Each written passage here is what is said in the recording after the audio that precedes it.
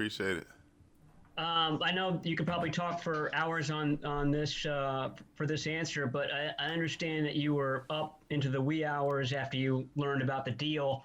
And just wondering who you were with and what were your thoughts? I mean, what were your emotions and thoughts like at that moment? I mean, I was just with with close friends of mine who, ironically enough, when I started to train 2019 to get prepared to try to play for 20. It was the same, literally the same friends who kind of embarked on that journey with me. So to kind of have it all come full circle and we all celebrate, and kind of toast to that. I mean, it was a surreal feeling. It took a little over a day or two just to even sink in, honestly. Hey Trent, congratulations. Your agency put out a little video where you had said that you thought you're going to Kansas City. How close did you come to going to Kansas City? And you also mentioned Kyle kind of coming in at the last minute. How did that all play out over the last few hours? Yeah. Well, I had good conversations with the people in that organization. And they made a good push, and from I think my agent, I guess him and Parag had maybe stalled out. I'm not sure. I was kind of removed myself from that part of it.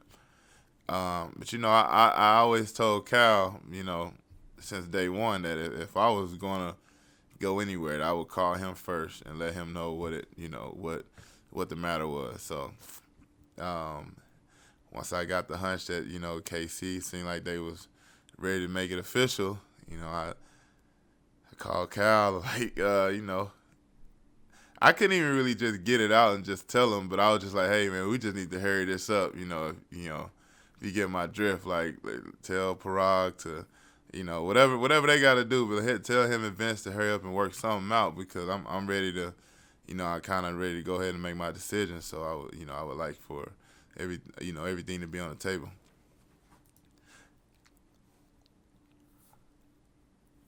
Hey, Trent, as you know, the way your contract is structured, the older you get, the more money you'll be getting, or at least against, salary cap wise. And then at 40, when you're a very old man, you've got all sorts of money. Obviously, you know how people look at that, like, oh, okay, well, Niners can get out of it when he's 38 or whatever. I would assume the challenge for you, and I don't know if it's a cool challenge or something you thought much about, would be I'm going to be so good at 38, these conversations don't happen. It's just going to be like, yeah, pay him his money, he's going to do it again. Is that, I guess, a goal of yours? Yeah, I think that those last years with the numbers being what they are, I think it's an incentive for me to not get complacent and say, hey, I've been giving this league 15 years, maybe I should hang them up. I think that keeps the incentive, the fire burning on both sides. I never intend on being below average, and the day I do, I will hang the cleats up. But I'm 32 at this point, about to be 33. When I just do look at my career and look at my career path, I've been to the Pro Bowl last 8 years. I've touched the field, so I'm not really worried about a decline at the moment. I know 6 years is a lot to actually go and suffice, but I do think it's possible, and I do appreciate the 49ers for adding that incentive to go and get that fifth and sixth year, which is the first thing Cal said to me after we agreed was, hey, go get that 6 year. So when you look around and you kind of see the longevity of the position, and you look at guys like Jason Peters and Whitworth, and even Joe Thomas kind of walked away on his own, but he probably could have played well until he's close to 40, I'm sure, because he didn't show any signs of slowing down when he retired. So when you look at Jason Peters, you look at, like I said, Whitworth, those guys are in their 40s and they're still playing at a high level. I think if you look at Whitworth, his PFF grade is always amongst the top 5 to 6 in every year, no matter what. So I think just going off of that and kind of knowing the medicine now and the way that the NFL kind of take care of their players now, I think playing to 40 is well within reach. And the way I feel right now, I do think I have 6 years in my body, but I'm not gonna be unrealistic. I'll take it, one day at a time, and I'm just continue to plug away at it. But that is the goal. I have something to prove. Can I play it at a high level until I'm 40? That we'll see. Hey, Trent, congrats. And Thank I you. want to know what Kyle Shanahan's sales pitch to you was, besides the fact that you're familiar with them and that they're giving you a lot of money. Nah, he ain't need no sales pitch. He just shoot when I let him know the deal. He just said I'll call you back, and I didn't obviously I got a call from my agent saying, hey, we just struck a deal, X, Y, Z. So he didn't really have to give me any sales pitch. Kyle is he's like family to me. His family is like family to me. I literally just went and sat with his dad in Cabo actually 24 hours before free agency started, and we didn't even talk about free agency. We just talked about football. We just caught up for a couple hours, but that's just how close I am with that family. So Cal didn't have to sell anything to me. I already knew what this place has to offer. I knew what he has to offer, and I knew what the front office would have to offer. For not just me to this team. Hi, Trent. I noticed that on the night of your contract, you tagged Alex Mack in that tweet. So it was kind of a wild night where both of you, former All-Pros there, were, signing with the same team. In Kyle's system, how much can having a great center like that help you as a left tackle? And how excited are you to play with, one of the great fellow great linemen of the past 10 years? Oh, man, I'm ecstatic. I've been with Alex a few times in the Super Bowl. Obviously, admired his work from afar. We've had a ton of run-ins, so we built a rapport over the years. But I think when you go back to every time Cal has been successful, his center has been, pretty much a driving force behind that. I think before Richmond got hurt, before Rich got hurt, last year, Super Bowl run. Luckily, he had Ben Garland to come back him up, who was a seasoned, guy who there wasn't a lot of drop off. But I say that to say, anytime Cal's offense has been successful, it pretty much starts from the center, and the center is the brain trust of our offense and our offensive line. So to get a guy that's an All-Pro, that's a Pro Bowler, that's literally played the position at the highest level you can play it at for as long as he entered the NFL, I think. You really can't ask for anything better than that. Trent, given the last time that this offense was fully healthy, it was one of the better ones in the league, and the team went to the Super Bowl. Just given your status with the team now as a team captain, as a guy with a pretty big contract, what's your role, or how are you going to implement your role in terms of making sure the offense lives up to those expectations? I'm gonna just do the same thing I did last year, man. Try to come in and bring that energy, bring that fire every day, bring that competitive nature every day. We all gonna hold each other accountable. We have a pretty mature group. We got a couple young guys, but for the most part, everybody's played a lot of football, and even with Debo being as young as he is, he's still played a whole playoff series, went to the Super Bowl. So we're at that point where we're seasoned enough to where we can hold each other accountable. We can go in and get great work, get great practices, and just continue to improve step by step. And that's all I want to offer to the offense, just stability and consistency. And then I'll just show that by example. And when anybody need a word, obviously I'm here for that. Jen, congrats. Just looking back to where you were in 2019, going through what you did you envision that this could come where you'd be in a place you wanted to be for the long term with the contract you wanted and find all the happiness that you sort of No, I did not. I thought it would be one of those. I thought I'd either get a lot of money and be somewhere where I hated to be, or I'd be somewhere I love to be playing for a discount. So I know I definitely didn't think it would be both. But when I in 2019, I think my agent was doing a radio interview, or somebody may have said that he even mentioned 20 million a year or whatever or something like that, and everybody just laughed us out the building, and everybody looked like, who is he? Who does he think he is to want that much amount of money? But just to see it come full circle and to see that it's almost like the going rate for a good tackle. It just goes to show you, just kind of the uphill battle that we had, and we just stuck together. We stayed close through it all. And we used our resources. We was able to get to a team with like-minded, with goals and morals, and obviously Ray wanted to commit to me as a person, as a player. Hey, Trent, from a timeline standpoint, how long did it take from that call you had with Kyle to a deal actually getting done? And then what was it like once you actually signed the second call with Kyle? Let me see. So I called Cal. I called him. Well, he called me back. No. I texted him. I said, "Hey, Cal, I'm ready to go ahead and make my decision. It's getting late. I'm about to have dinner. Once I finish dinner, I'm ready to go." So he called me as soon as I walk in the restaurant. And I'm like, "Hey, it's kind of loud. Give me a second. I'll call you right back." And he called me right back like 10 minutes. So I'm like, all right, forget it. I'm just go outside and, talk to him. And, so I let him know I didn't even have the heart to say, hey, man, I think I want to sign with somebody else. I was just telling him, like, hey, Kyle, I'm ready to get this over with. If whatever is the last offer, and that's the last offer, and I appreciate it. But just ready to make my decision. So, we had a good talk. And,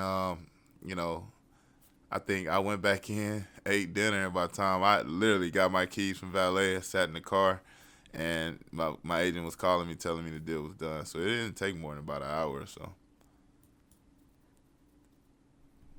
So Trent, are you a little bit jealous that Kyle Juszczyk had the FaceTime call, but then yours was just a phone call? Oh, no, mine was FaceTime. I was FaceTime. Oh, okay. Yeah, Kyle loved the FaceTime. I don't even think I ever talked to him on the phone. It was always FaceTime. And then last year you said, without the injuries, the team would have been a contender. How excited are you to head into this season, hopefully with everybody healthy and happy, and kind of rebooting the whole roster? Man, I'm excited. I'm ecstatic. We sat back and we watched that whole playoff run last year. We watched the whole Super Bowl, and I just know that if my team was intact, I know that we would be one of those teams that's either fighting for a position or fighting for that Lombardi. So. I'm excited. I'm ecstatic. I think we got every piece of the puzzle that we need to win this division and win the conference. So, obviously it takes a little more than that. And I think everybody around this time of the year is feeling very confident about their team. So, you take it with a grain of salt. But I've been around a long time, and I try not to fool myself. And I can honestly look up and down this roster, and there's playmakers from top to bottom. Hey, Trent, first off, what was the restaurant that you were at? Oh, it's 13 James Harden and one of my former chefs, Chef Tobias. They opened that literally about a couple of weeks ago, and it's in Houston, Texas, and food's amazing. They was very accommodating to my whole little situation, because I was in and out on the phone, and and they even do a little celebratory dinner for me afterwards. So, they did a amazing job. Everybody go to 13 when you get a chance out in Houston. Food's Is there amazing. anything going to happen to that table that you were at? Any plaque or anything? I don't know. Maybe I can go autograph it and we hang it on the wall or something. I don't know. But it's James Harden restaurant, so my 6 years, what I get in 6 years, he probably getting a year and a half. So I'm pretty sure that ain't that big a deal to him. And then also, just when you look at what else has happened in free agency this year, I mean, we all kind of suspected, I'm sure you did too, that that there weren't going to be a whole lot of big money contracts, or maybe there would be, but there'd be a lot of one-year deals. How do you think the 49ers have negotiated that whole situation in getting some guys back and obviously having to let some guys go. Yeah, I think we have the best front office in the NFL. Not only because they know how to make the pieces of the puzzle fit, but the transparency that they have, and the transparency that Coach Shanahan has and John has, Mr. Hall of Fame Lynch. The transparency makes it different. I mean, we know the reality. We know the tough business decisions come day in and day out. But when you have a coach or when you have a GM who can stand and look you in your eyes and tell you this is why we made this decision, and we love you, but this had to happen, and you can appreciate that more so than somebody saying, hey, you're great, and then next thing you know they saying turn your playbook in. So I think our front office and the way they do things, I think it's second to none. And so with that being said, the way that they do their contracts and and Parag, he does his magic and he's found a way to make it all fit. I think it's why the San Francisco 49ers will be competitive for a long time to come.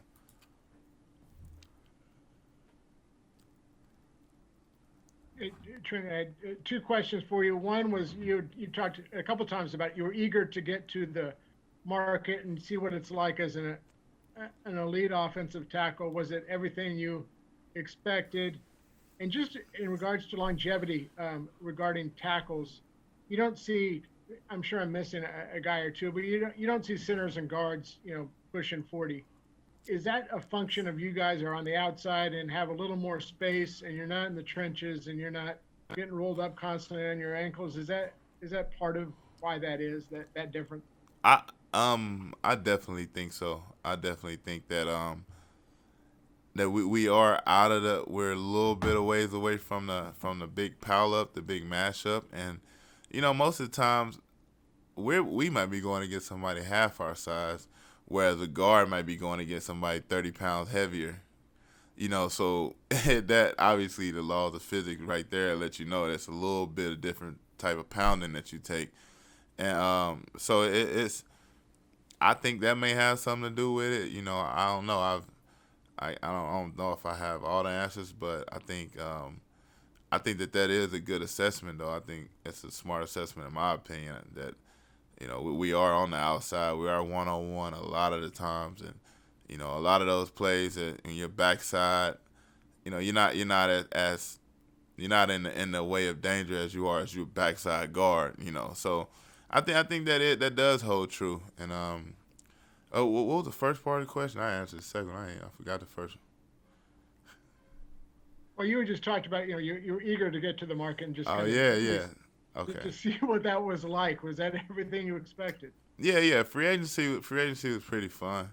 It's always gratifying when somebody is displaying their desire for you or in any way. So yeah, that was fun, but I ain't gonna say it was all what it's cracked up to be, but I'm glad I'm back here.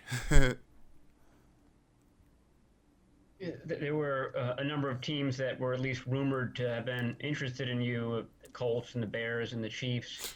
When you're a high-profile guy like you are, how much recruiting happens? How many pitches do you get from, is Quentin Nelson texting you, telling you how great it would be to play next to you for the next 6 years, that type of thing? Yeah, you get all that. Q is a good friend of mine. I've known him since before he got in the NFL. So, you get all that. That's the fun part. That's the fun part. You feel like maybe some people don't notice you, or some maybe they're not as keen to what you got going on. But then when the recruiting starts, you understand they're like, oh, okay, I have a lot of eyes on me. A lot of people would love to share a locker room with me, and I feel like that's a humbling experience, man, for your peers to go out of their way just to try to get you to be a part of their team. I like that was my favorite part about it. All right, we have time for two more. Trent, you were very upfront over the last few months going into free agency that you wanted to be back, but also you wanted to see what your value was. how important was it for you to kind of set records and be that guy who, is the highest paid offensive lineman of all time? No, honestly, it wasn't even that important. I didn't think about that. Honestly, I wouldn't. I just figured in my position, I'll be 33 in December. I mean, not December, July. I don't know why I said December, but I'll be I'll be 33 in July. So I mean, I'm not finna be serious hung up on trying to break records or whatnot. I just wanted to get what I felt like I was worth. And I feel like they gave me what I felt like I was worth. Like I said, I mean, it's not my first rodeo. It's like my third contract. So, I kind of know how these things go. It ain't like I was trying to just go break the bank and just be anywhere. It had to make sense. And luckily, the 49ers paid a lot of money, but this is the place I wanted to be. So it's a windfall for me. Trent, for the record, you are going to be 33 in December anyhow. Yeah, I guess you're right. Yeah. Okay, but so what do you do from here? What is the do you know when you guys are going to start working out together? Is the offense? Have you guys been in any talks about wanting to get together, maybe off to the side? What's the workout plan ahead the next couple months? Yeah, I think we probably gonna do something where we can all come together as a team. I don't think we can have much time with the coaches. But I'm pretty sure with this being what looks like to be our second virtual off season, hopefully we can handle it a little better than we did the first one. Kind of know what to expect and kind of be a little bit more prepared for camp. So that's what it's looking like, and hopefully we'll still have those opportunities to get together on our own and conduct our own workouts and still continue to take steps towards that one goal. And luckily, pretty much everybody, especially O-line wise, we pretty much got the same group. And even Alex Mack is new, but he was in his offense a few years ago, and so I'm pretty sure he'll catch right on like nothing. So I think we probably will start trying to do something together here soon, but I'm thinking we're expecting a virtual off season. All right. Thank you, Trent. Thank you, guys. Thank you. Hey, faithful, click here to subscribe.